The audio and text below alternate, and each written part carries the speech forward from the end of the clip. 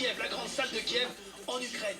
Il y a le drapeau ukrainien bien sûr, il y a des données historiques, géopolitiques, on sait que c'est important dans le contexte actuel, mais il est en Pologne, dans un contexte qui lui est totalement défavorable.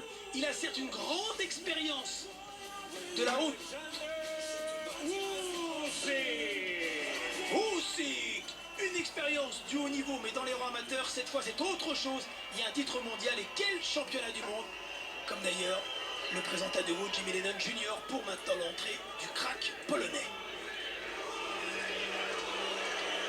Il y a une communauté ukrainienne dans la salle, mais légère, mais qui fera beaucoup de bruit.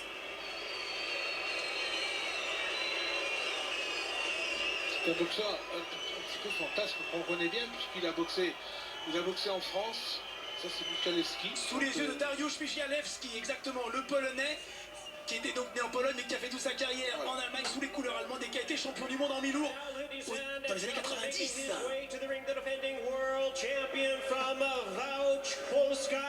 Here is the undefeated WBO Cruiserweight Champion of the World, Krzysztof Kowalski. J'aime quand on l'annonce vie, undefeated, il est donc invaincu. C'est le champion du monde reconnu par WBO, Krzysztof Kowalski. Czy on będzie bił bardzo mocno, czy on będzie bił słabo, czy pierwszą rundę wygra, drugą rundę wygra i będzie miał w głowie, że... D'un mètre 83, donc il sera un petit peu plus Le gros. gaucher, vous l'avez dit, c'est assez particulier, donc à ce niveau-là, et ça va être vraiment explosif, donc tout peut se passer sur ce combat, d'où l'intérêt.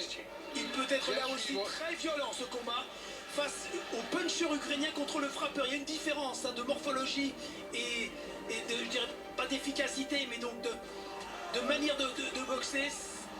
Kowalski est redoutable dans le travail à mi-distance. Et on revoit sur ces écrans géants cette victoire donc entreaperçue quelques minutes devant Marco Huck lorsqu'il est devenu champion du monde, et ensuite ce titre qu'il a conservé devant Steve Cunningham. C'était dans le Barclays Center de Brooklyn, cette salle magnifique où jouent les Nets, bien sûr, l'équipe de basket. Il a battu au point Steve Cunningham, c'est au mois d'avril. Il est chez lui dans ce contexte-là.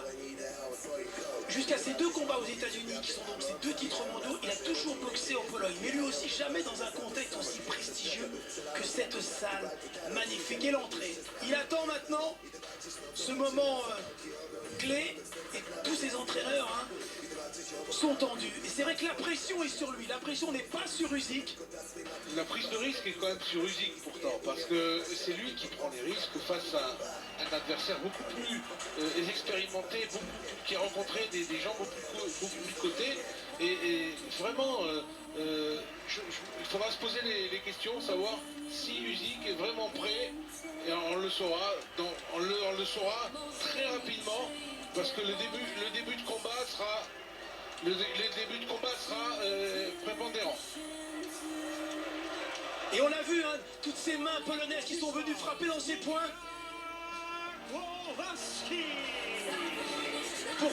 pour être en union donc avec ce public, ce peuple polonais qui va soutenir donc son champion, classé aujourd'hui numéro 1 mondial dans cette catégorie passionnante des lourds légers.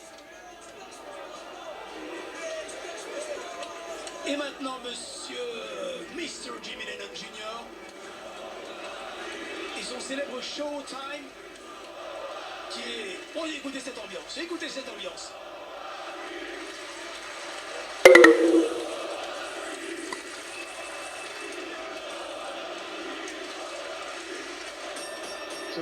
Ladies and gentlemen, before we begin our main event, at this time we ask you to stand for the playing of the national anthems. We begin with the national anthem of the challenger.